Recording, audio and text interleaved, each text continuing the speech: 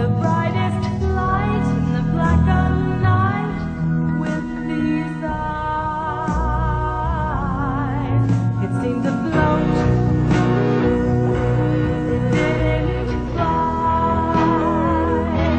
Harmonic disc and the sound of mist and my side. Take me there, take me with you tonight. Take me there, take me with you tonight.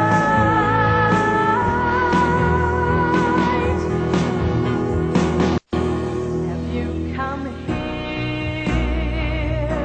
to stop our fear, or even the scar for nuclear war in some forgotten year?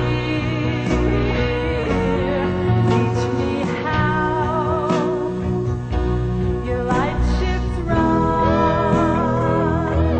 Harmonic disc, please take me with. Let's fly through the sun. Take me there, take me with you tonight. Take me there, take me with you tonight.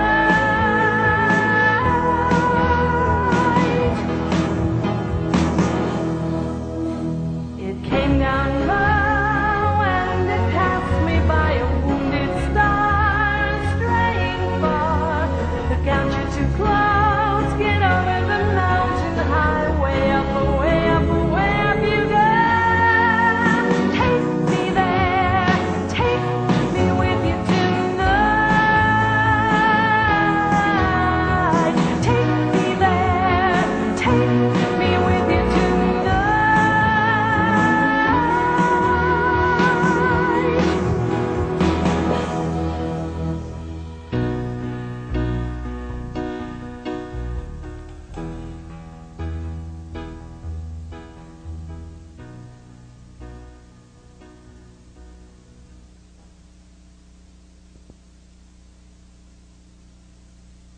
My name is William Cooper. I'm standing on Highway 375 in Nevada, about 140 miles north-northwest of Las Vegas. The mountain that I'm standing on is known as Hancock Mountain, and we are at Hancock Summit. Few people who travel this road, if any, ever realize that off in the distance over those mountains is one of the most closely guarded secrets in the history of the world. And that secret is the subject of this videotape.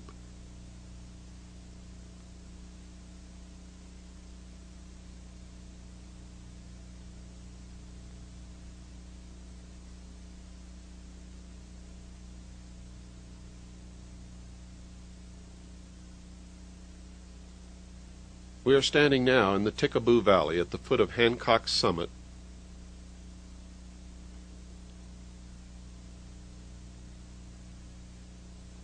Across the valley, approximately in the center, is a ranch owned by Steve Medlin. This is a cattle ranch, but it is also one of the first lines of security for a super-secret test site known as Area 51. On maps, when you can find it on maps, it is labeled Groom Dry Lake. Until recent years, this area was so desolate that few people ever bothered to venture into it. And also until recent years, there were no small towns anywhere near this area. Appearances are deceptive. This film was made in January. In the daytime it's chilly, usually requires that you wear some kind of a light jacket and sometimes a heavy jacket. But at nighttime, temperatures drop well below freezing. During the 2-week period that we filmed this documentary, we were only able to really use our cameras on 2 nights, because on all of the other nights, our equipment froze up and was literally useless. If you should venture into this area in the wintertime, make sure you bring plenty of warm clothing and emergency equipment should you break down at night. There is nothing out here except cactus, Joshua trees, tumbleweeds, snakes, lizards, a few birds, cattle scattered everywhere. No one is ever able to come into the Tikaboo Valley, or in fact anywhere near the test site from any direction, without being detected and monitored for the entire time that they are in the area.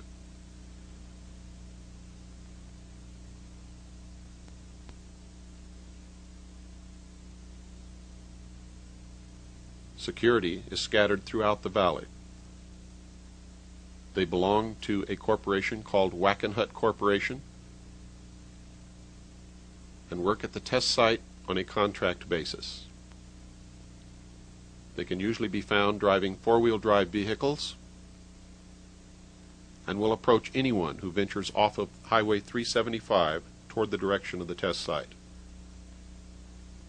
Another one of the observation posts in the valley is located on top of this snow-capped mountain.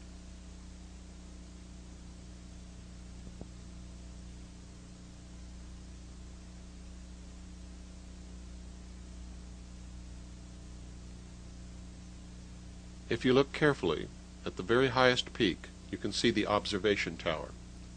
Also, if you notice, coming from the left side of your screen, you can see one of the black helicopters that patrols the entire area on a random basis. From this observation point at the top of the mountain, they can see everything and everyone for a radius of 80 miles.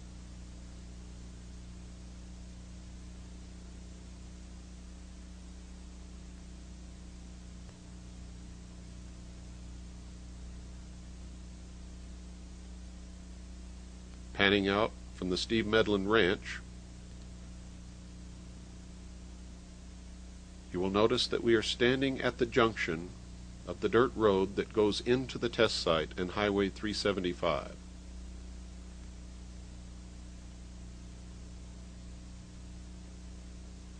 This road actually approaches the test site from the north, and the actual test site is about 45 degrees to the left of the road and over the mountains. Most of Nevada can be classified as open range. Open range, for those of you who have never heard the term before, means that there are few, if any, fences, and cattle roam freely. You must be extremely careful when driving at night and during the daytime, because cattle can frequently be found standing directly in the center of the highway. This is the area known as the 29.5 mile marker, although there is no actual 29.5 mile marker. But this is approximately halfway between the 30 mile marker and the 29 mile marker. This is the famous mailbox on the side of Highway 375 in the Mojave Desert in the state of Nevada. From this point, tens of thousands of people have watched strange craft fly in the sky over Area 51. This is the small town of Rachel. It hasn't been here for very long. Most of the people who live here work for the government or for the test site in some way or other. The entire town is made up of mobile homes, RVs, and camping trailers, and there are really only about 2 or 3 permanent buildings. This dirt road eventually links up with another one that is another entrance to the test site.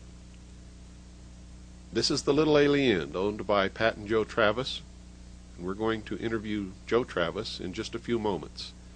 At the time of this interview, there was quite a bit of machinery in operation, and because I had a very limited time, was not able to wait until they shut the machinery off. So make sure that you listen carefully, because Joe has a lot to say.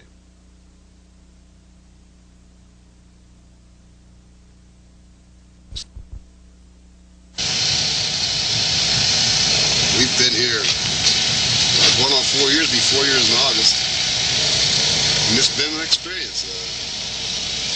All the beautiful people we've met,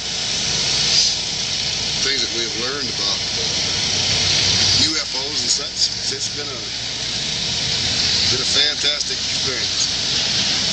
Something that a lot of people don't get to experience.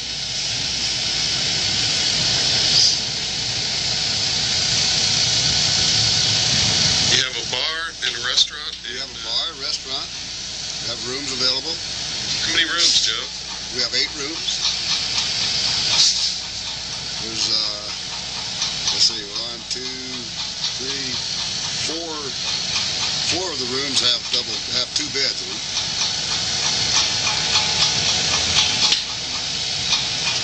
Have you ever seen any UFOs yourself? Oh, the first winter we were here, at that time the bar was called the Rachel Bar and Grill. First winter, it was very cold outside. My wife and I were the only ones in the bar. And we were sitting about the middle of the bar, I'd say. And like, suddenly a beam of light came through the rear door.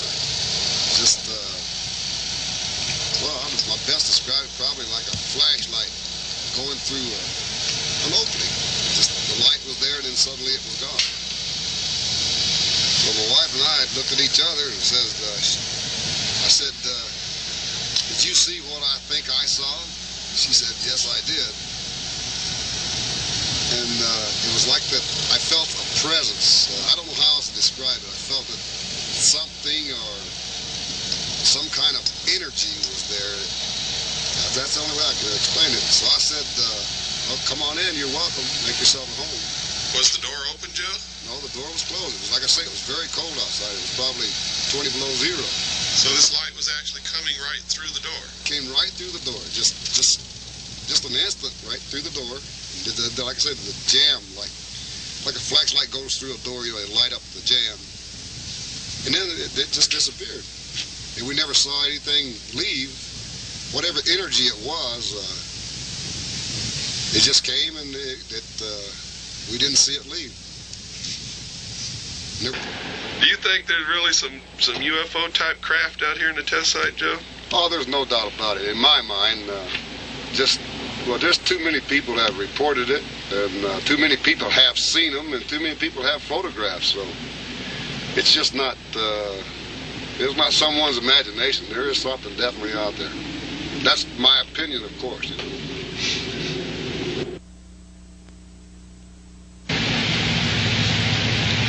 Okay, it's really nice to have you back again, Bill, and be able to visit with you again. We, as you know, and maybe our friends out there don't, we've been here for 3.5 years. It's almost 4 years. It's a little place out in, well, we kind of call it the hub. Everything goes on around us, at least 100 miles around. And we have a little bar and a little restaurant and a little motel. When we took this place over 3.5 years ago, it was a lot smaller than it is now, and it was kind of a big struggle for us. We did a lot of remodeling, we've done a lot of menu changes, and taken over a failed business and make it succeed with a lot of people's help. The local people just like you that come to see us and see what everything's all about up here. It was a few months after we were open when a man came in here late one night and told us that he had heard about our little place on the radio. Well, needless to say, there was no way this man could have heard about us on the radio.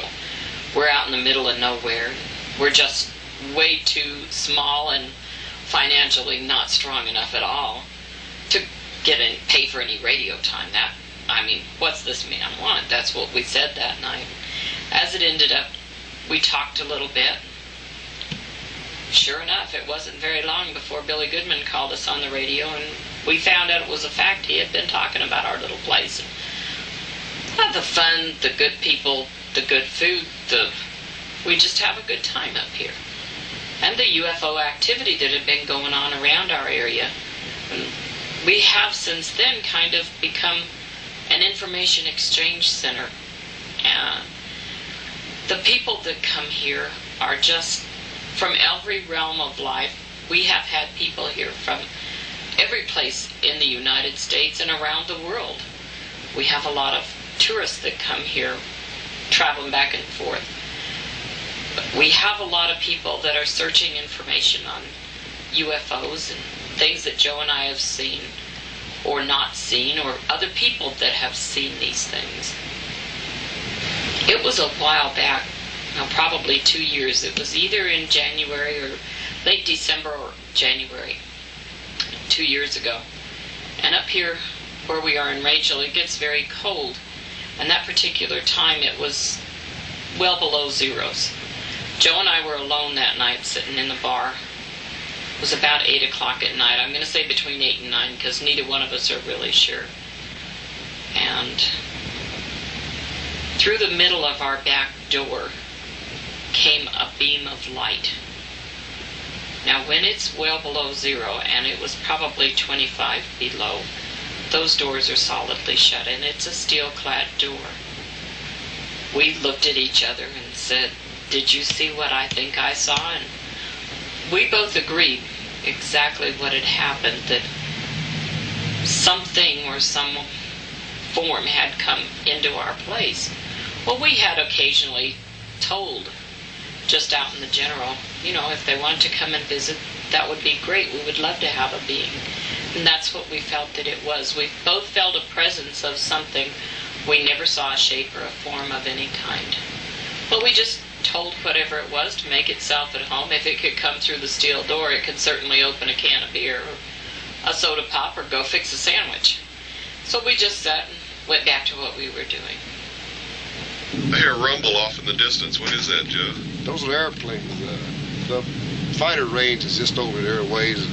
They're having an exercise right now, training exercise. We get an air show just practically every day. We can see the dog fights and watch them drop their magnesium flares. It's just an experience living here. As a matter of fact, I came from Michigan in 1979 to Las Vegas, and I always tell everyone, if you wear out a pair of shoes in Nevada, well, you'll always live in Nevada. You'll always be back. You might leave, but you'll come back. I think a lot of people scoff and laugh and ridicule people that are interested in UFOs. And I think before anyone forms an opinion, one way or the other, that they should take the time to do a little research on their own. Do a little reading, because there is just a mountain of information that's available if anyone is interested enough to inquire. That's a sonic boom. They break the sound barrier, and they shake us pretty good here sometimes. I noticed that the other day. There was about 3 right in a row, and it sounded like all these trailers were going to come crashing down. Sometimes you really think they are. Rachel impresses me as the kind of little town that if you had a bunch of these trucks pull up and hook up to these trailers, they could literally disappear overnight. Well, I suppose that could happen, but it couldn't happen without the people's permission, I assure you. I have seen lights in the distance where they're not supposed to be, and you see the test site is just right here, and I've seen lights. No airplanes are allowed to fly over there, not even the military, and I have seen lights over there that I can't account for. What have you seen those lights do? Do they just hover? Do they move? What do they do? Well, it's just the ones that I have seen are just there in a great distance, and I'm inside the restaurant bar, well, just all the time. I don't really have a lot of time to look, but there has been like stars that we have noticed. They'll be there one night and they won't be there for a week, and then they'll be back again. in all directions, and they'll move from place to place. My wife saw, when my wife was telling this one lady about the stars that we see that move, and she was skeptical, you know. But they spent the night in our motel, and we had closed up, and we were on our way to our room, and my wife walked to the end of the people that were she was talking to were getting some stuff out of a U-Haul truck. So the wife said hi, and we started chatting, and the wife walked over to the end of the building and said, "Here, I can't remember the lady's name. So here's the star." She was talking to the other lady. Said, "There's that star I was telling you about that moves." So the lady walked over and looked, and just like someone turned on a light bulb, it disappeared. She said, "Oh my God, it vanished." And that's what happened. It just it was there, and then it wasn't. Did you believe in UFOs before you came up here, Joe?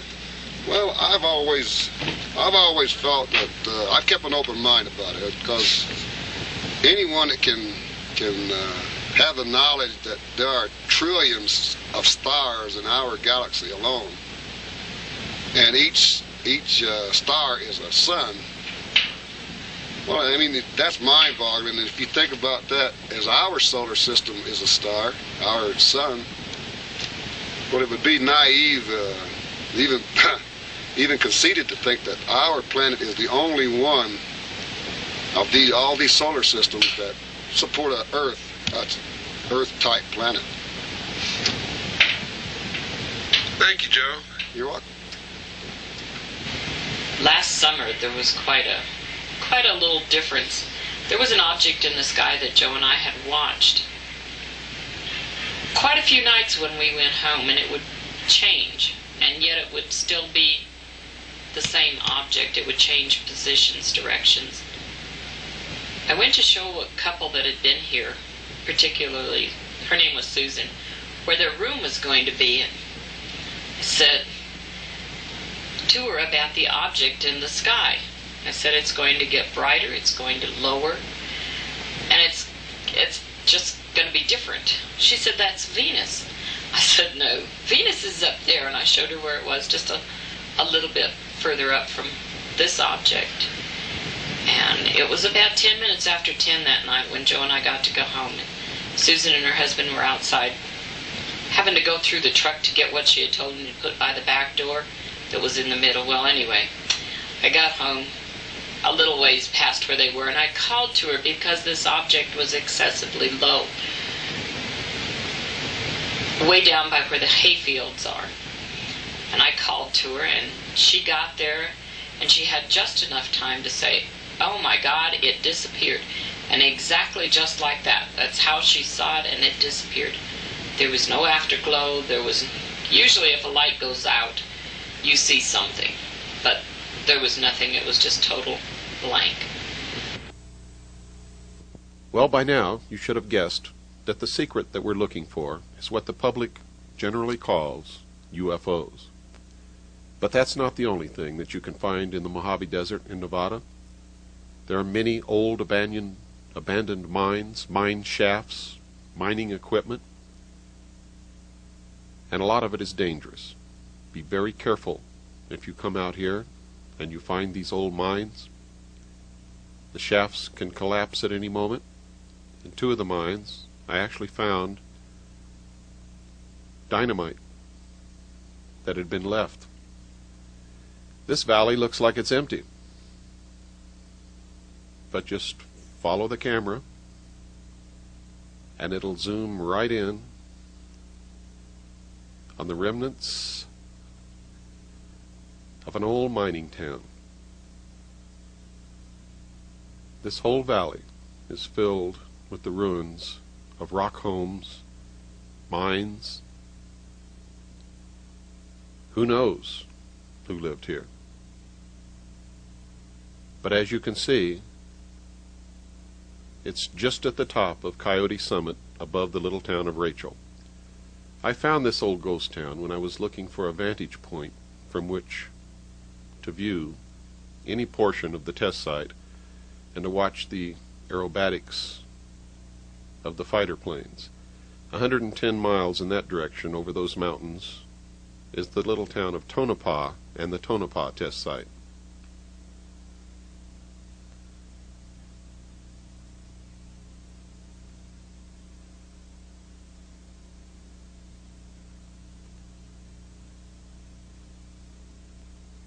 I found the ruins of this old mining town so interesting that I almost forgot my original purpose, but I'll show you just some of what I found. Most of the rock walls that made up the dwellings that these men and women lived in were very rough, very primitive. Maybe at one time they looked really nice, but you sure can't tell that now. Behind this house was an old grave mound.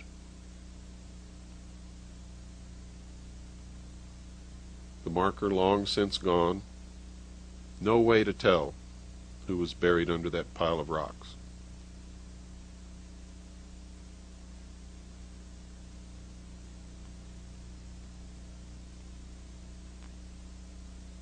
It's January, as you learned earlier, and there's still snow on the ground, and it's very cold.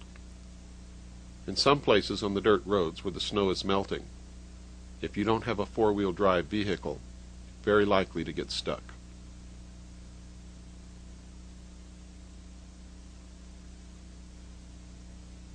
This is the only building in this little valley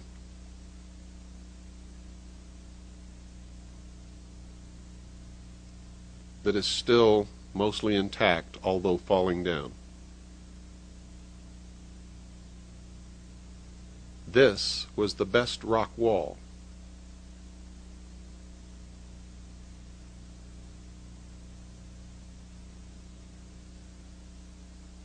I soon discovered that I had to be very careful as I walked around these ruins.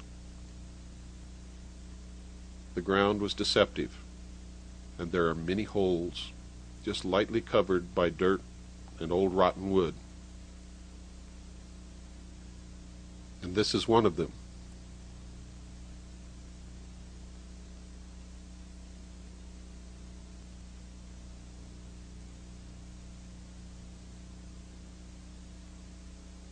This, in fact, was someone's dugout home.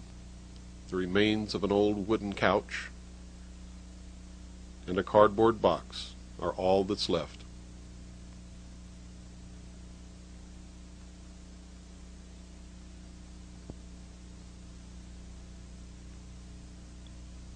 This spot was extremely dangerous. You can see that there are mine shafts under the ground, covered by rotting wood and dirt, and all one has to do to disappear forever is just step in the wrong spot.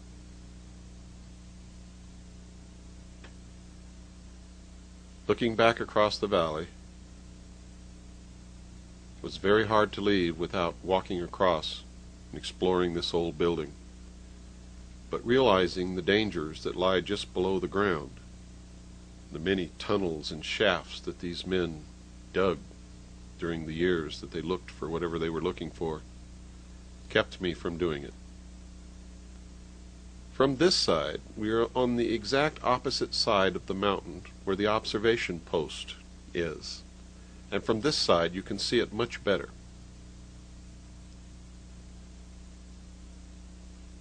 You can very clearly see the observation tower at the top of the peak.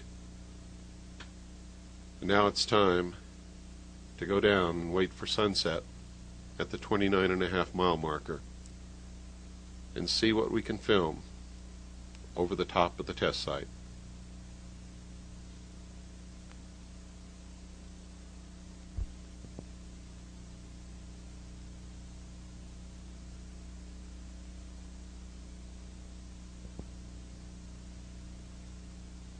We're standing at the area known as the 29.5 mile marker by the mailbox on the side of the highway 375 in Nevada. Nobody knew about this spot until I revealed its existence on the Billy Goodman Happening KVEG radio show in 1989. Many of the listeners called in and urged Billy to put together a field trip so that they could come out and see if what I had told them was the truth or not. Since then, literally, tens of thousands of people have come out and stood at this spot and watched these strange craft that belong to the United States government fly in the sky over the test site.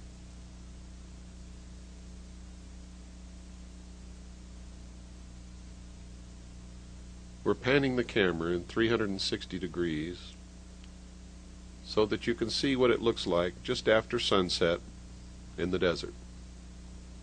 There is nothing and no one anywhere near on this cold January night. Most of what you're going to see that we filmed during this 2-week period was shot from this location, and some of it was filmed from a spot right on the boundary of the test site, as close as we could possibly get.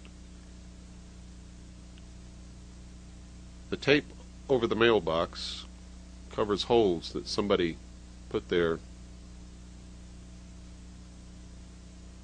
with a firearm of some type.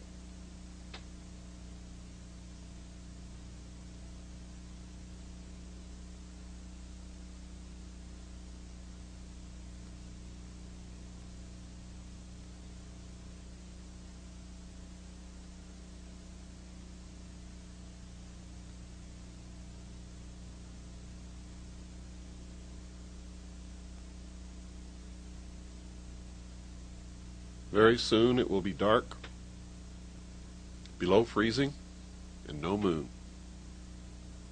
What you're watching is one of the fighter planes streaking across the sky. Training exercises and dogfights are conducted in this area frequently. Every day, while I'm asleep, these planes conduct their exercises, and I'm awakened on many occasions by sonic booms. If you'll watch closely, coming from the left side of the screen will be another fighter plane, and you can see how good these pilots really are as they literally come head-on and meet in midair.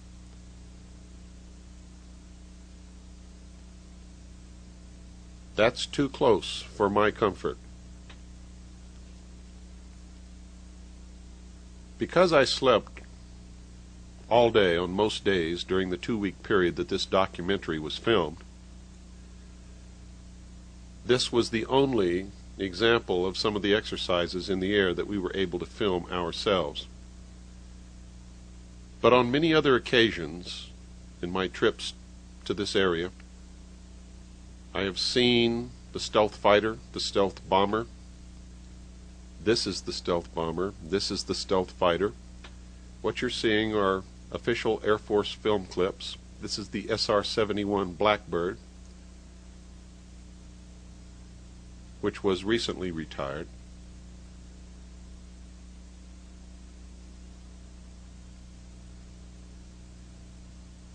This is the B-1 bomber. I have seen the B-1 bomber literally flying approximately 100 feet above the ground across the Tickaboo Valley. I have seen the stealth fighter, the B-2 bomber,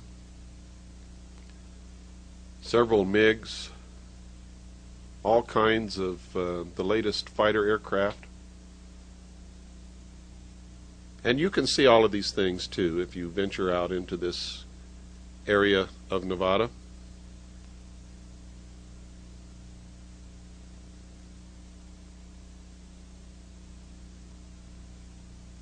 Most people don't realize that the stealth fighter was flying in the late 70s, and there was an operational tactical fighter wing made up of stealth fighters by the year 1983. The inhabitants of the Mojave Desert in this area knew about these aircraft many years before the general public even had the slightest hint that they existed.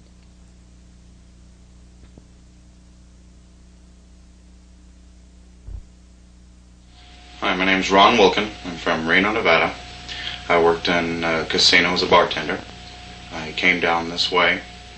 I was introduced to Bill Cooper's material from a friend of mine, and we had some videotapes that we had looked at and became curious, and decided that during my trip to Arkansas, I came down this way and invited a friend along. Got the directions from one of Bill's videos, so I went and bought a world atlas which showed exactly where Groom Lake was, along with all of the highways. And When did you arrive? Monday, I believe it was the 27th. Okay, and got here that evening. We went and got our rooms, and then we came back, and then shortly after we saw a spacecraft. I have a spotting scope. It's a 1,000mm spotting scope. And, set it up and got a good sighting of a spacecraft. A mailbox that's known as the 29.5-mile marker. Who else was there? A friend of mine, Mike Podesta, and Bill Cooper. Can you describe exactly what time it was and what the weather was like? It was a clear sky. It was about 6 o'clock in the evening. It was a real clear, kind of cool, 30 degrees maybe or so. It got a little unpleasant toward the end of the evening, but about 6 o'clock was the first sighting. Was it dark? It was pretty dark, but that made it easier to see. So there wasn't any haze or anything like that. Can you tell us exactly what it was you saw? What did it describe? What it looked like? Okay, what it looked like, from what I could see, was a circular object. At least from what I could see, it was circular. There was circular lights, almost moving in a circular motion. Through the scope the first time I had a smaller lens, and I could see that it was moving in a very strange direction, so I changed lenses and got a much bigger lens, which gave me a real good view. And I could see that the object was flying sideways. It would hover, it would go upside down more than once, it would reverse directions, go upside down in the opposite direction. So it did all kinds of things that I'd never seen before. What kind of lights? Did the craft itself have lights on it, or did it glow? Not on the top part of the surface. It seemed like it was the underneath that did the glowing. The circular lights were really obvious. It was kind of like they were on the edge of the bottom of the aircraft. Mm-hmm. Very unusual, and it was very easy to see even from a distance with a naked eye. But when you view through a scope, you get a real clear shot. Did you see any other activity around the area? Any other aircraft or helicopters or anything that you could recognize and compare with what you saw? Oh yeah, there was some helicopters, and you could see, because usually helicopters have like a red light on top and a white light on the bottom, and it flies more or less in a straight line at times. And while this spacecraft was flying, there was some helicopters that were nearby, and then there was security kind of below the area where it was flying. Later on toward the evening, there was some jets and things like that. They were doing some testing, so you got a chance to kind of compare, versus an airplane or jet, a helicopter, anything else. This was completely different.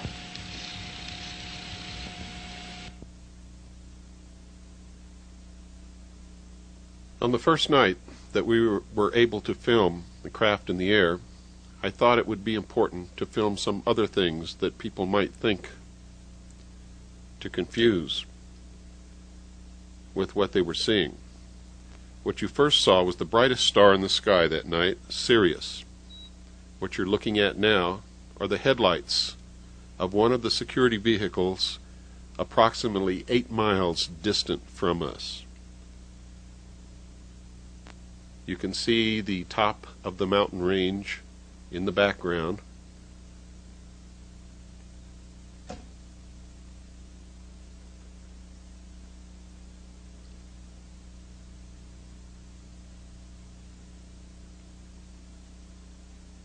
It is really very dark, and that is what most people would commonly call a UFO. Through the binoculars, it is actually almost saucer-shaped and looks very much like the drawing in the back of my book, in the appendix, my book, Behold a Pale Horse. This vehicle is moving at an unbelievable speed. It is 20 miles away from us, and the entire craft glows. Now, let me make that very clear to you. The entire craft glows and pulsates with light. What you're looking at is not an airplane. It is not a rocket. It is not a balloon.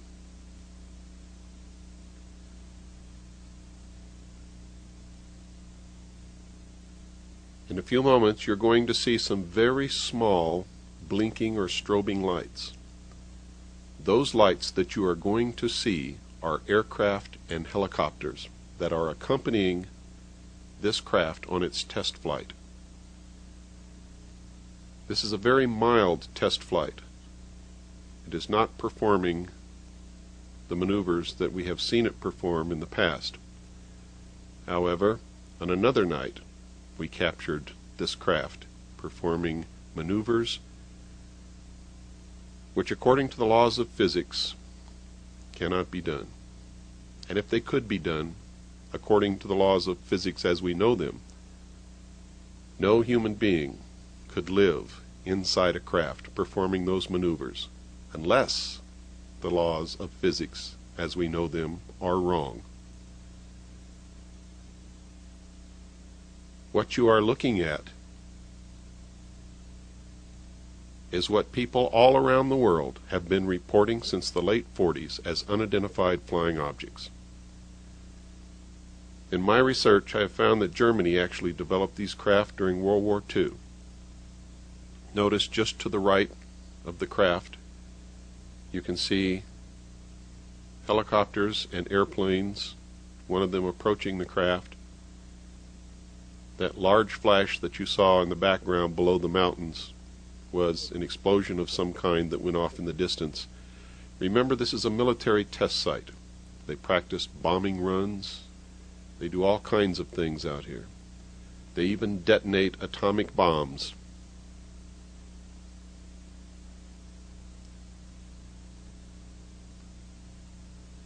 See how small the airplanes and helicopters are compared to this craft?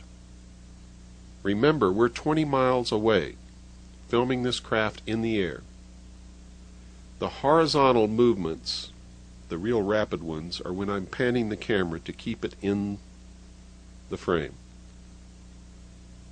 At no time ever do I move the camera vertically. What you are seeing there is the craft making those maneuvers on its own. The only movement of the camera is horizontally to keep the craft in the frame of the video camera.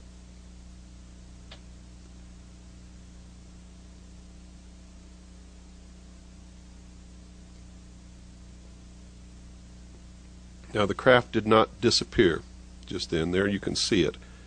However, you have to understand that the viewfinder on the video camera is so small, it's about a half-inch square, that in the pitch black darkness I lost it, and I'm now trying frantically to get it back into the viewfinder, and there it is. This craft is huge. The entire skin of the craft glows like a light bulb. And it has now completed its test flight. It is going back into the test site at Groom Dry Lake, Area 51. It is not descending into the area known as S4.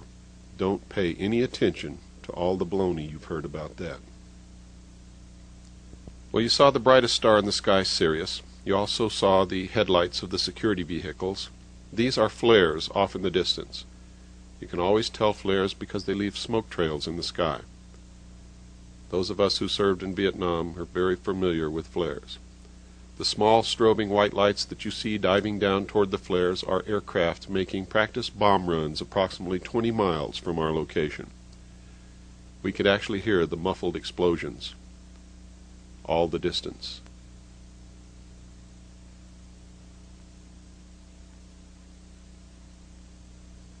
You can see now another plane coming in to make his run. My name is Mike Podesta. I'm from Reno, Nevada, 28 years old, former member of the U.S. Freestyle Ski Team.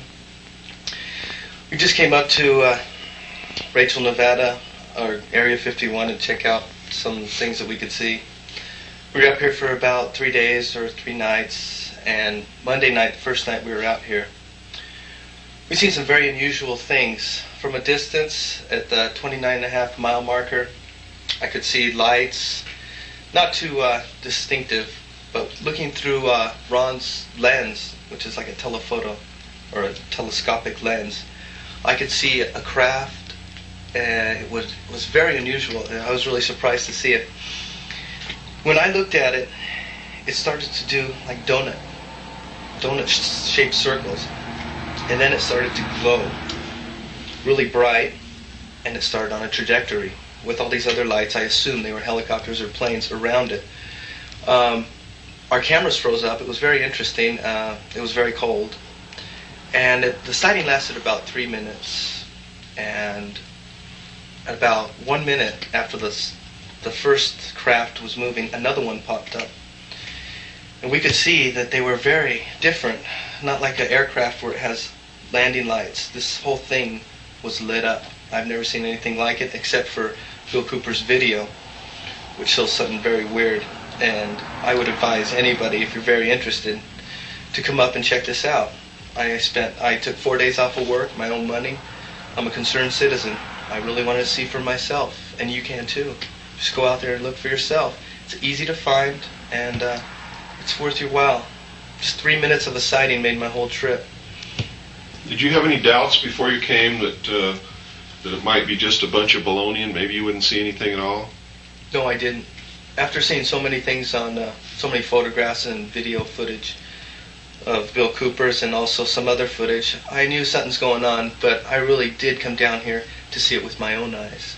And I did. And I was amazed. So you know beyond any shadow of a doubt that they're testing some totally unconventional and unorthodox type of aerial craft in what's called the Groom Dry Lake facility. Definitely. You know, I think of when people say UFO, unidentified flying object.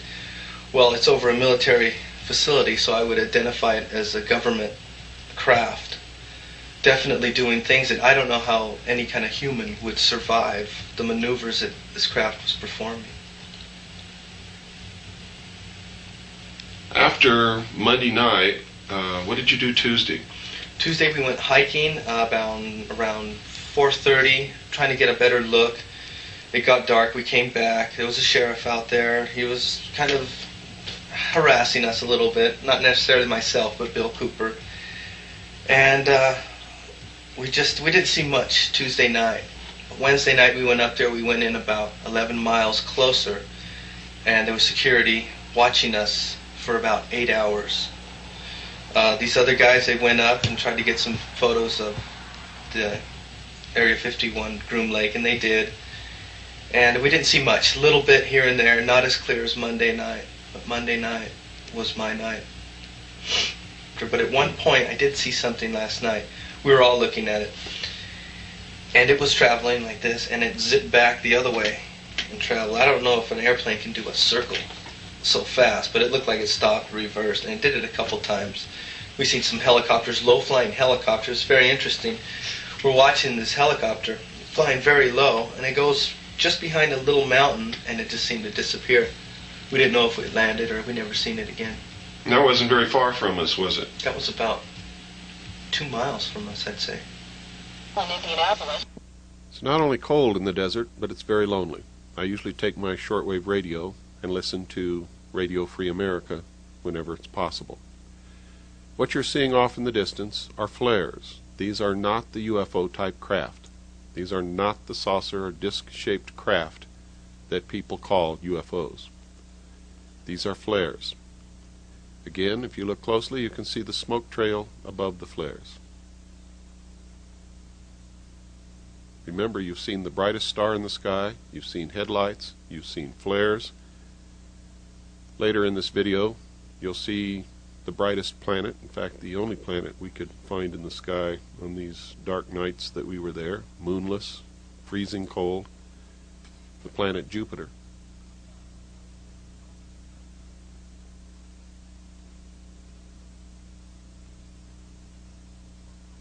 We wanted to make sure that you could see everything that people could possibly say was being confused with this craft that we're filming.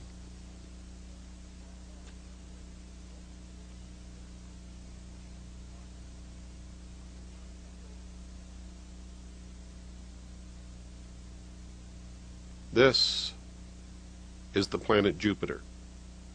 If you look very closely, you can see two of the moons. We were able to see the moons very clearly through the lens. Now Jupiter has many more moons than two, but on this night two were all that we were able to see. Notice it's not moving. Notice that Sirius didn't move, although it did flicker. The headlights moved, but they were below the mountains. This is what we came to film. This is the most incredible flying machine that I have ever seen in my life. You will see this craft on this night make maneuvers that according to the laws of physics are absolutely impossible to make. Now through the binoculars, this looks like a metal-skinned craft, but the entire skin of the craft glows. What you just saw there was not the craft, it was an attempt to bring it into better focus.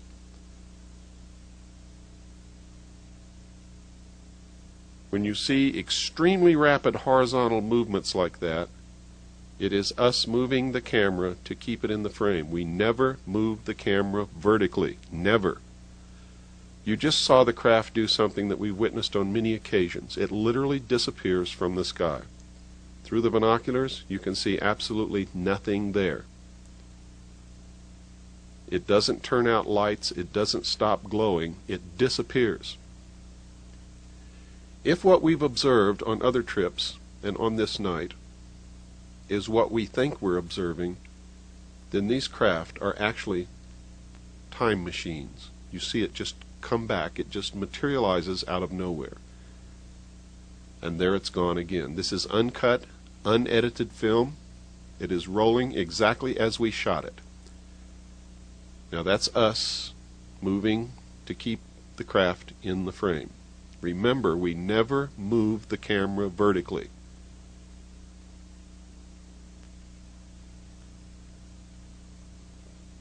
Now it's gone again. Through the binoculars, it literally disappears from the sky. It is not in this world anymore. I don't know how to explain it. I don't know what to tell you. All I can tell you is what we saw and what we filmed and show you.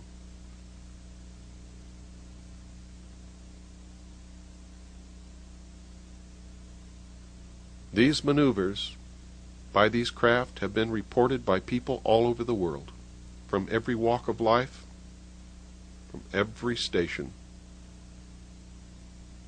from every economic situation, from presidents and leaders and rulers of countries, to chief executive officers of large corporations, to military personnel, officers and enlisted, to the man on the street, to homeless,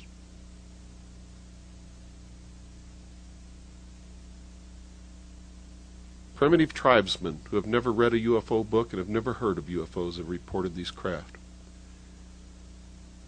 You just saw it disappear. You just saw it blink back on and disappear again. We have no way of knowing where it goes. We cannot explain this.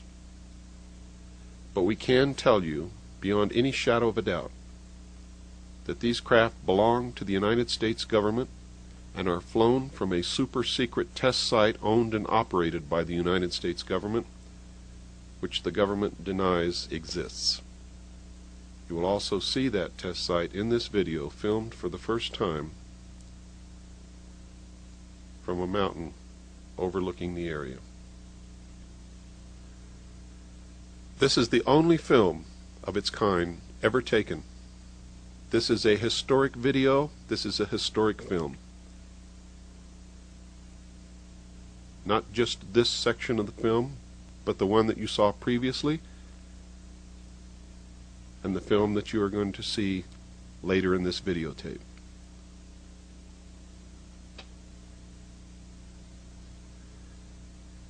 Now, if Germany developed this technology during World War II, and they've been secretly working on it ever since, why is it kept so secret from the public when we know by our research that the United States government, Great Britain, Canada, and the Soviet Union all possess this technology?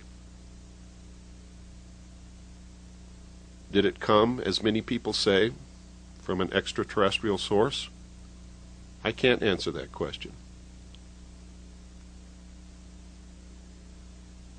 Those are the donut-shaped movements that was explained to you by one of the people that I took along with me. The 4 people that you see in this videotape had never seen a UFO before in their life, and that's why I brought them with me, so that you could hear from their own mouth what they saw. Now let me venture a question to you. What better way to unite all humanity in a one-world government than if we were attacked by some other species from some other planet?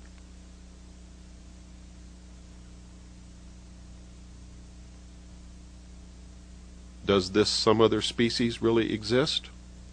Or is this technology being used to make us believe that they exist, in order to break down the sovereignty of nations and bring all of the people of the world together under one world government? That's a lot to think about, and I'm not going to take it any farther than that. At least, not in this video.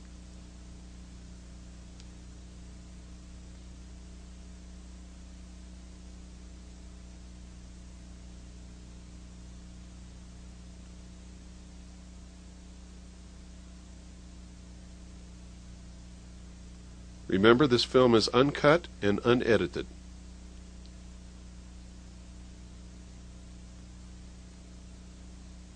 And this is the longest test flight that I have ever witnessed this craft perform. We were also extremely lucky to be able to get this footage because on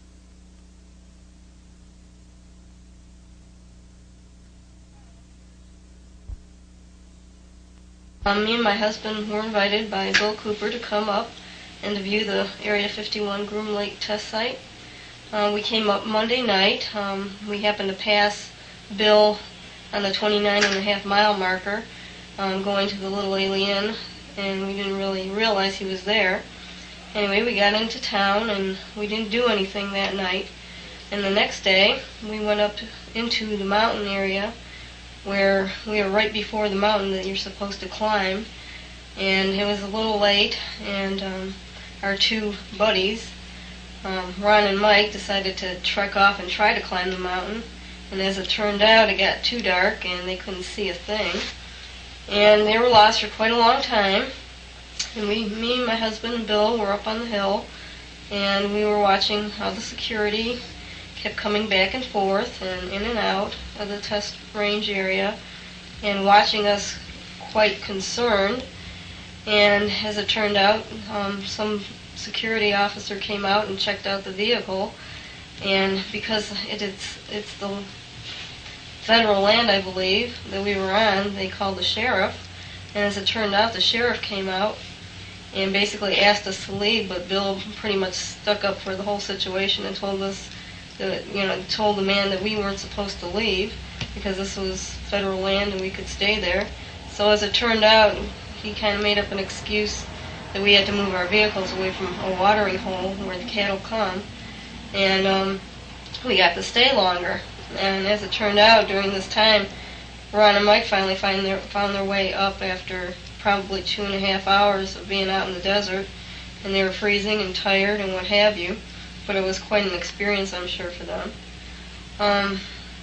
The only thing that I could say that we really seen, besides the security and all the interest they had in us, was some sort of illuminated vehicle, whatever it was, coming up over the mountain range that kind of like went straight up, right over the mountains, and then stayed there for about a minute and then went down again. It was interesting, but we're not sure exactly what it was, but it was very, very illuminated. It didn't look like the helicopters or the planes that we had been seeing flying all night. After a while, you get to know that things such as what helicopters look like and what planes look like, then this was quite a bit different. Now yesterday, which was Wednesday, we went up in the early afternoon and decided we were going to climb the mountain. We drove our Bronco almost to the base of the mountain and went up and walked all the way up to the peak that we were supposed to go to. And what we saw was quite enlightening.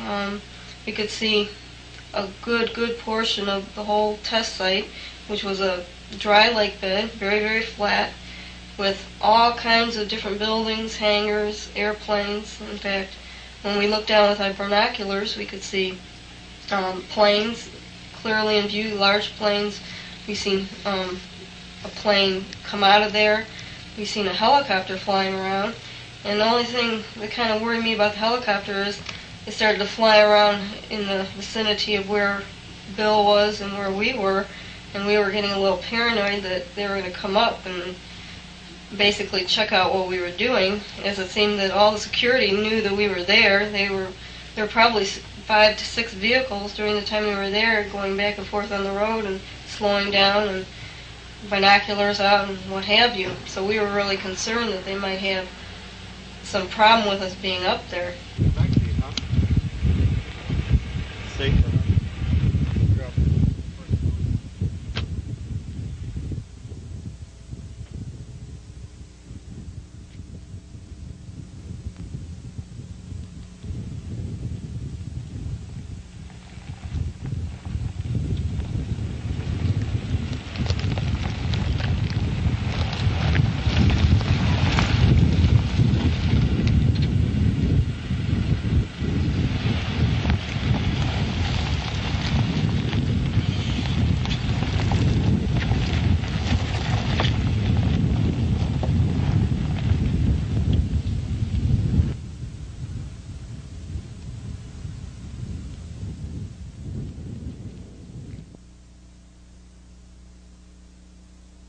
Well, there they go, off into the desert.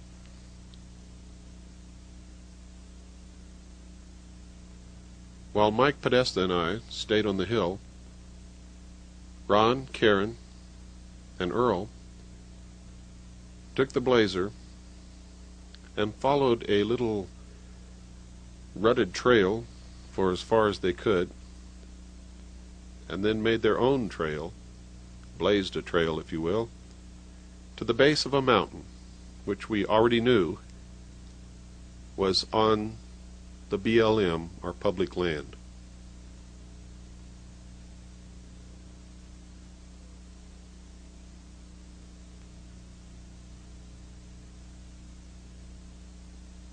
Right in the center of your screen, just over those rocks, is their four-wheel drive Blazer. They are literally picking their way through the cactus, the rocks, the tumbleweeds. Again, they are just a little below the center of the screen.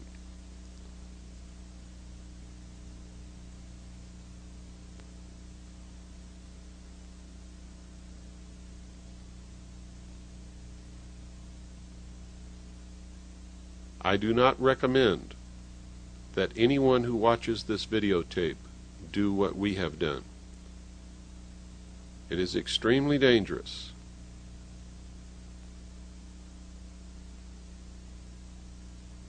You can see where we're at.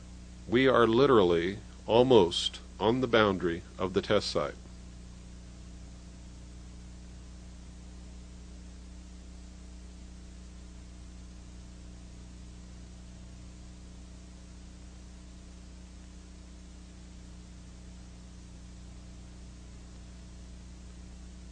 I'm going to pan around so that you can get some idea of exactly where this section of the documentary was filmed. Down at the lower part of the screen you can see the water hole that the sheriff made us move our vehicles 1,000 yards away from in the middle of the night. We won the battle because he told us we had to leave the entire area. You see the road that's going up to the base of the mountain in the distance? That's the dirt road, and where it meets the mountain is Highway 375. We're approximately 12 miles from the highway at this point.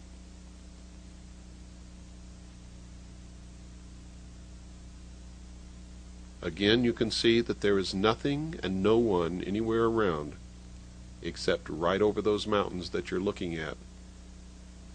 It's one of the most super secret test sites in the United States of America.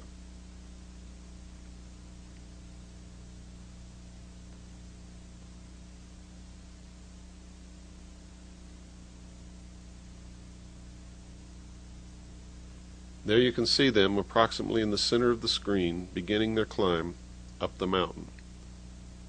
It took them quite a while to reach the top.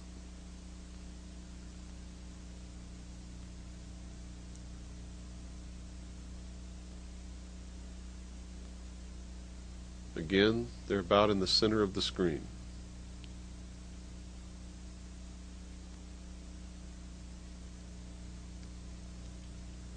This is a 30-to-1 zoom lens, and the heat rising from the desert floor on this warm day, the only warm day that we encountered in the entire 2 weeks, distorts the image. When we hit the digital and go to 60-to-1, you'll see that the combination of the wind, and it was very, very windy, the wind buffeting the camera and the heat rising from the desert floor seriously deteriorates the camera image.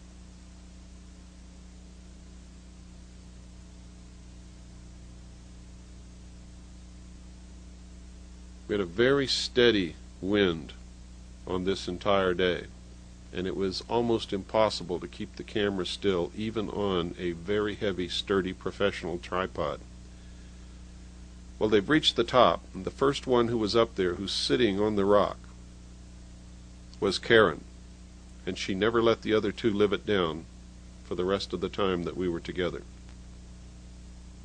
Her husband, Earl, was last.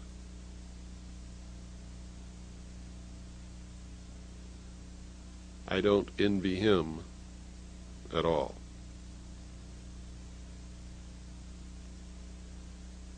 Now you can see exactly where they are. From that vantage point, they were able to look right down in and view the entire test site.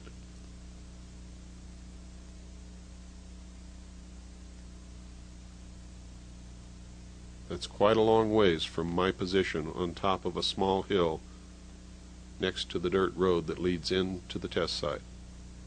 The actual border of the test site at this point is no farther than 3/4 of a mile from our position.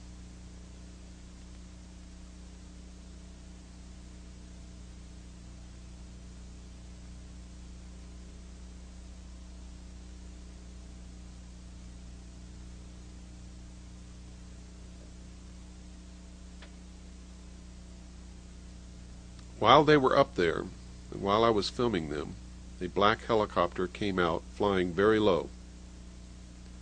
They were actually looking down upon the helicopter from their position on top of the mountain.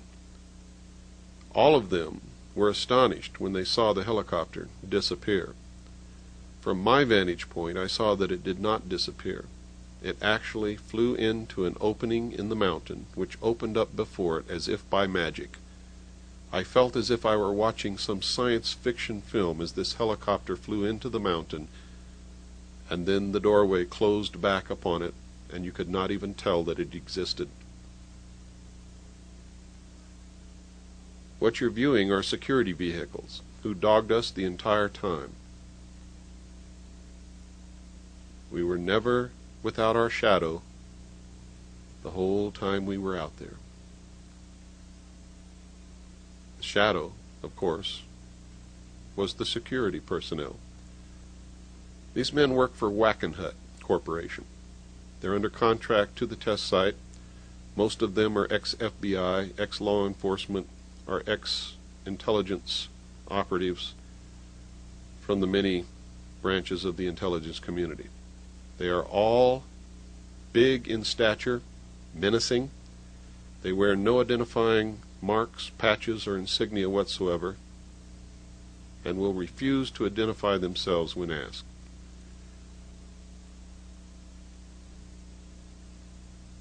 These two drove up and wrote down the license number of our vehicles.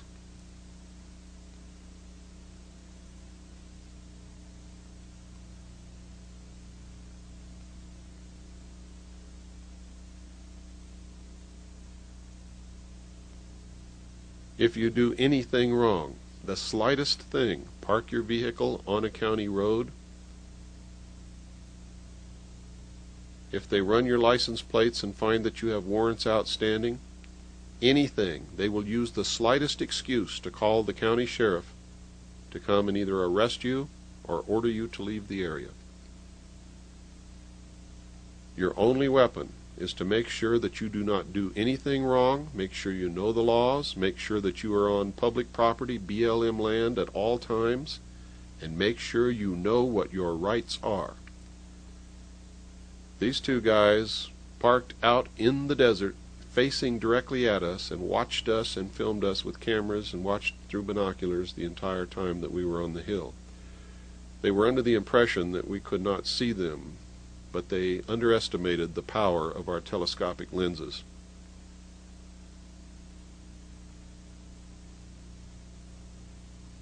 That will give you some idea of the security.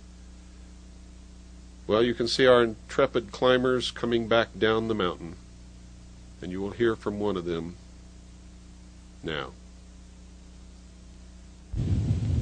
And we were getting a little paranoid that they were going to come up and basically check out what we were doing, as it seemed that all the security knew that we were there. There were probably 5 to 6 vehicles during the time we were there, going back and forth on the road and slowing down, and binoculars out and what have you. So we were really concerned that they might have some problem with us being up there. As it turned out, the helicopter just flew around for a couple of minutes, and then I don't know where it went, but it just disappeared, and I don't know where it went because it didn't go behind any mountains. The mountains were too low. So I'm not too sure what happened to the helicopter, but it was an unusual experience to watch it. And we were very high, and we were way above it, so something happened to it, but don't ask me what. Anyway, we got quite a bit of, I took some shots with my camera, and Ron took shots with his camera. And I think the only thing we regret was we didn't have the proper equipment and possibly like sleeping bags and things like that, because I think we definitely would have stayed up there all night long, and I think we would have came out with some really good footage if we did.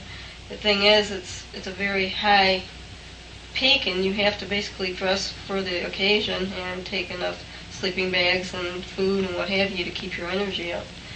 I definitely would recommend anybody who knows anything about this to come out and see what's going on, because I don't think you'll be disappointed if you spend 2 to 3 days here. I mean, just the fact that they are so concerned that you're out there is enough reason for me to believe that something goofy is really going on. I have no doubt in my mind that, they are flying some kind of very, very sophisticated craft. So I'll be out here again probably in the next couple of months just to get some better footage with maybe a better camera or video recorder, and I'm going to try my best to get what I can.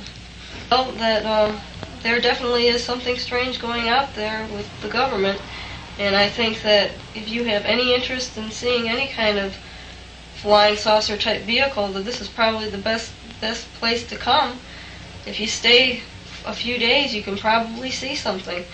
And just don't worry too much about the security. As long as you're on the right piece of property, I guess you're going to be all right. I think they try to intimidate you a lot, but it doesn't really bother me. I think just being out there in the desert and seeing all these unusual things is enough to make me feel that, well, I should take the time and do it and not worry about, what they think. I will be out again, so until next time. On one of the last nights of my stay, exactly on the boundary of the test site, I watched this craft come up and fly directly over my head. The camera was on a tripod and captured this film footage as I watched. I was so surprised by the actions of this craft, which made no noise whatsoever, that I couldn't even think to pick up the camera and turn it around and follow it across the Tickaboo Valley.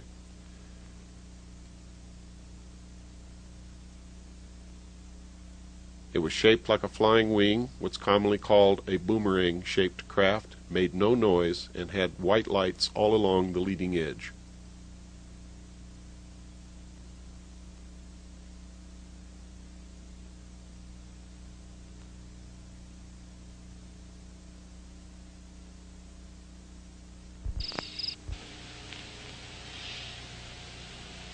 Hi, my name is Earl Shepard.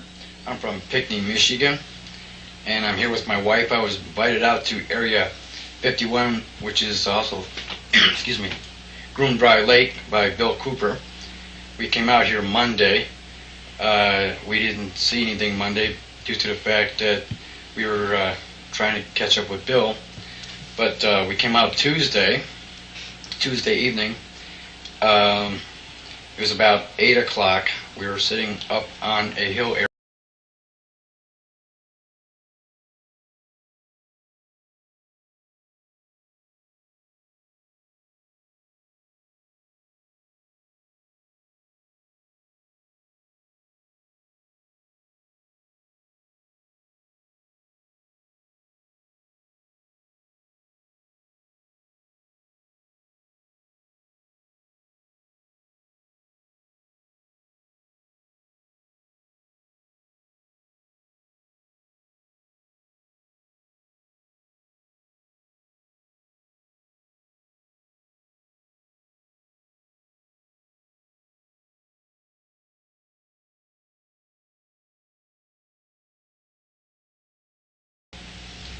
And that was Tuesday night. It was pretty exciting. Also, Tuesday night we were intimidated by security and also the county sheriff, which asked us to leave the mountain area in which we were trying to view unidentified craft or government craft, if you will. That intimidation and harassment lasted 30-40 minutes, in which case the sheriff asked us to politely move our cars 1,000 feet away from a watering hole, which is, I guess, is mandated by the county or something because we're too close, cows can't drink. But that was an interesting evening. We went Wednesday, Mike, Ron, Bill, myself, my wife. Wednesday night, we seen something in the air. It was a craft that was not illuminated. It was metallic, and it moved in strange and erratic patterns that I can't describe of any aircraft, even known government aircraft such as our Air Force uses, or commercial aircraft that can move in this manner. The reason, or the way I spotted it, is I was looking through my binoculars, and it kept like twinkling, but it was moving in an erratic pattern, such as it went up, then moved right, moved left, and it spun, and then it went down. And through my binoculars, the reason I spotted it is because I was out of focus and I made it look like a silver ball. And then when I focused in, I can see a very little faint light, and this light was moving in a horizontal and vertical pattern, in which there's no known aircraft that I'm aware of that can move. We also climbed the mountain. We went on top of the mountain. We looked down in Groom Dry Lake. We seen 4 military C-130 type aircraft. We seen jets, helicopters. We seen hangars. Lots of security out there. We also seen that they have 4 very large holding fuel tankers that are behind the hangar area. The area is very vast. It's very, very large. It's hard to visualize how big the area is, but just given in miles, I'd say it's like 4 or 5 miles wide. Looking through my binoculars, that's an estimate. While we were up there, also a helicopter came out between the mountains. We don't know where it came from. It came from behind the Groom Lake, or at the end of the Groom Lake area. It came out, it circled a couple times, it came towards us about a mile away from us, and then flew in. It flew low into a mountain range area and then disappeared. In fact, it was before the mountains. It didn't appear that it went into the Groom Lake area, but it disappeared and never came back up, and we were kind of scared because we were up on the mountains looking into the test site area. We had some pretty good view up there, and we also seen low-flying aircraft doing maneuvers. Other than that, we really didn't see anything other than the aircraft that I described in the evening. If you're going to go out there, I would strongly advise taking some good winter warm clothing, a compass, some good flashlights. You need to set up some kind of signaling within your party so that you know what's going on,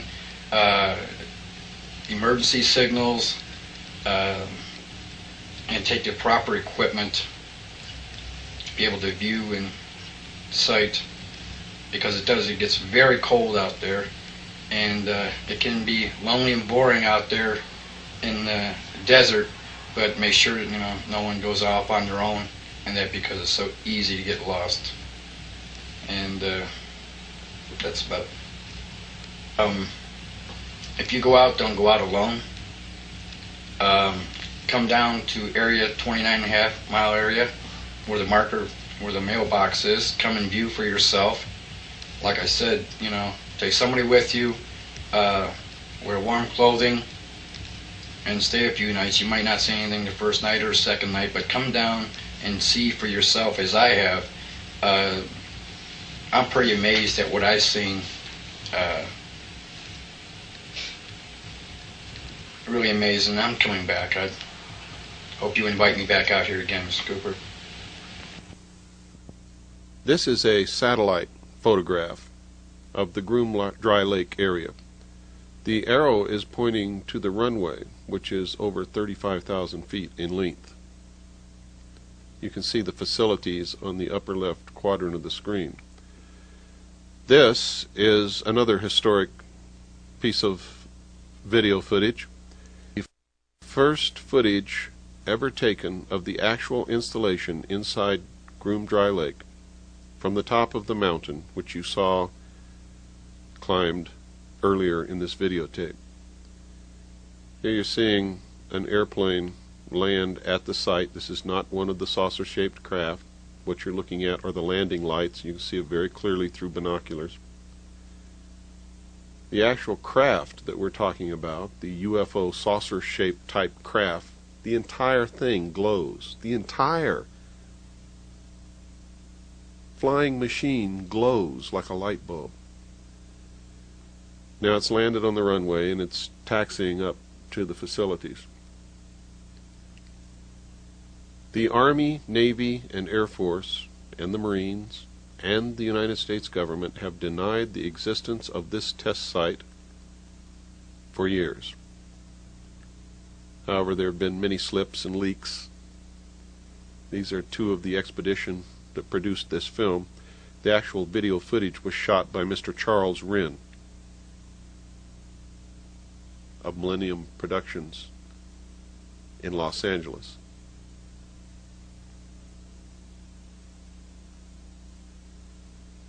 You can see that it's a little grainy, but we're very lucky that Charles Wren gave us permission to use this film in this video.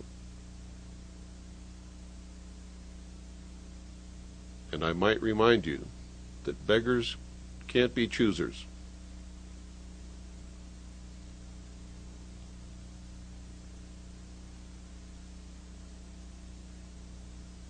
It's almost sunrise and there's enough light to see the installations.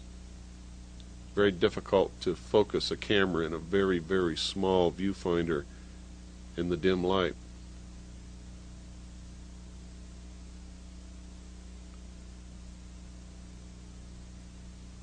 That's the road down there that comes from the base of Hancock Summit, Highway 375, all the way into the test site. It's one of our expedition members sleeping on the job. Another one with his binoculars standing lookout.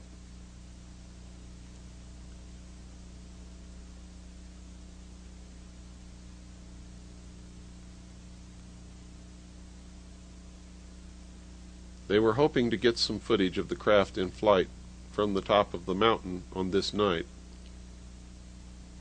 but the only thing that flew in the air was the plane that you saw land on the runway.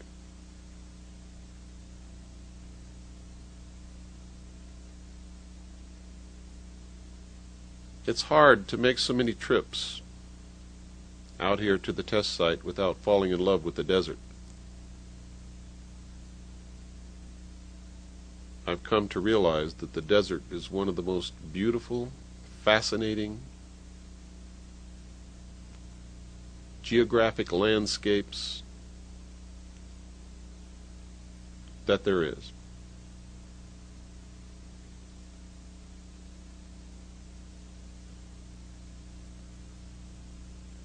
There you can clearly see the dry lake bed. You can see the runway going across the center of it from left to right. And you can see the hangars and the buildings and facilities. This videotape proves once and for all that when the Air Force, the Navy, the Marines, and the Army, and the government deny the existence of this super secret test site and claim that there's nothing there but dry lake bed, that in fact is a lie.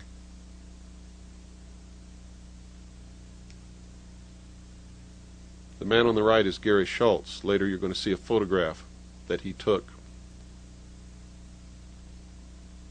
of this craft in the air.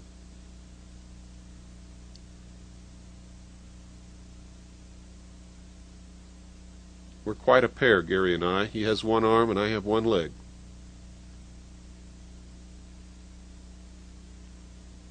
One more sweep of the horizon, one more peek at the test site. You can clearly see the dirt road that goes into the test site down below the mountain. And off in the distance, the hangars, the facilities, the runway. From the top of the mountain with binoculars or with a telescope, you can see everything quite clearly.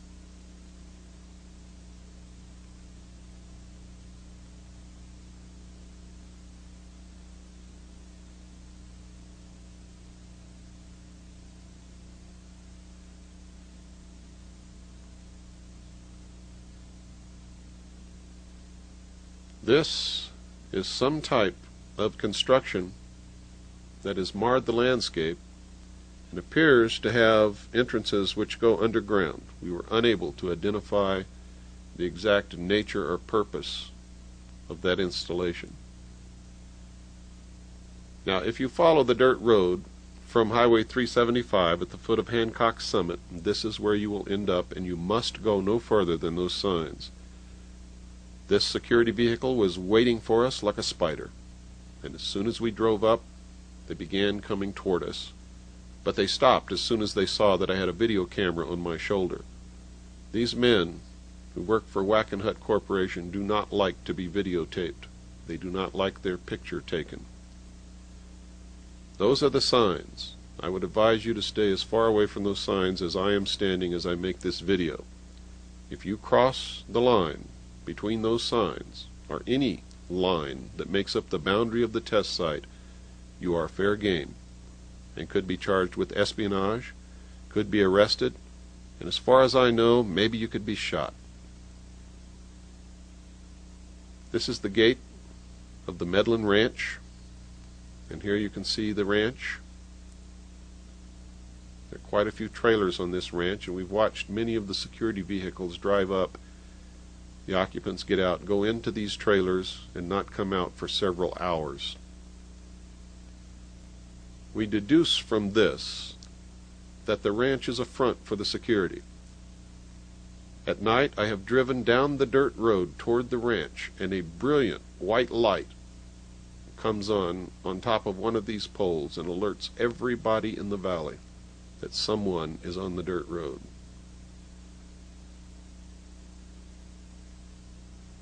As I said in the beginning of this film, you cannot come anywhere near this test site without coming under the surveillance of someone for the entire time that you are here.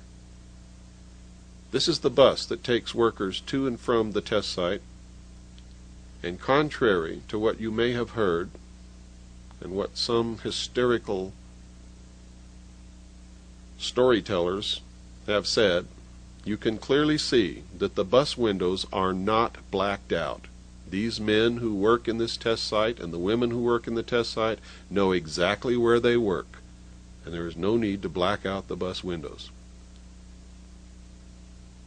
Also, while you're out here, be careful, because all of these vehicles drive very fast down these dirt roads. And that's one of the reasons why, so the dust cloud doesn't catch up with them. Many people have asked me, after they saw Project Redlight, the first film, if we had photographed any of these craft in the daytime. Well, here's your answer. I can't tell you what it is. I can't tell you what it's doing. I can't tell you how it's making that trail in the sky. All I can tell you is that it is brilliantly lit, just like the craft that flies at night. It is huge. It's approximately 20 miles away. This particular craft is moving very slowly, however.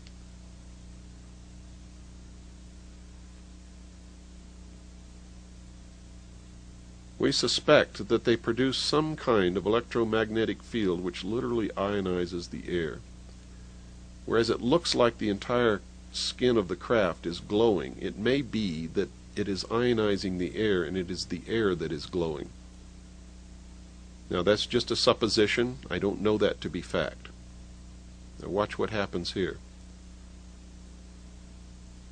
These things are absolutely incredible. When I was attached to the Office of Naval Intelligence many years ago, I learned that whatever you perceive as the state-of-the-art of any technology in the public sector, that they are at least 50 to 100 years ahead in secret.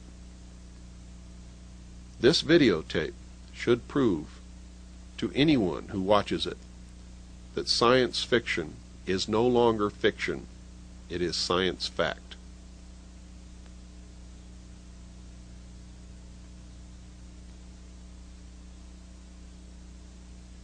If this technology were available to the public sector, your guess would be as good as mine. This is one of the black helicopters that dogged us while we were making these video films.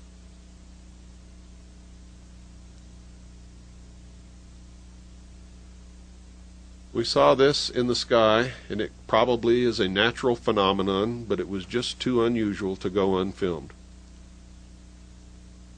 It is a large Roman numeral 6. This is what's commonly known as a cigar-shaped craft hovering above the test site in daylight. You can see that it's right under the tip of that white cloud. It is metal. Through the binoculars you can clearly see that it is metal. It moves out from under the tip of that white cloud and actually moves sideways into the cloud bank behind it after moving some distance to the left. You will watch it move to the left out from under the small cloud that it's sitting under, and then you will see it move away from the camera, directly away from the camera, and into the cloud bank behind it. It is a huge metal, unconventional type aircraft, and that's the only thing that I can tell you about it because it's the only thing that I really know. I cannot tell you how these things are propelled. I cannot tell you what makes them work. I can't even tell you where they really originated from. But I can tell you that ones that we have filmed out here in the desert belong to and are operated by secret agencies of the United States government. And we know from our research that they are also owned and operated by the governments of Canada, Great Britain, and the Soviet Union.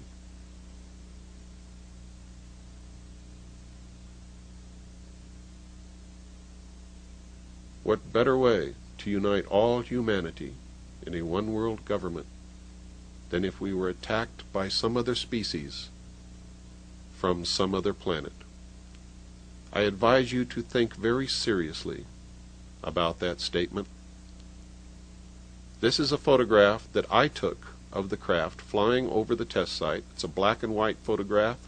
It was taken with a zoom telescopic lens at a great distance of black and white film and blown up. This is the photograph that Gary Schultz took of the same object approximately a year before I took my photograph. They are exactly the same craft. This is a drawing of the craft that you just saw in this video and on those two photographs. This drawing was made by a man who works in the secret agencies of the United States government and was able to view this craft in a hangar at Norton Air Force Base.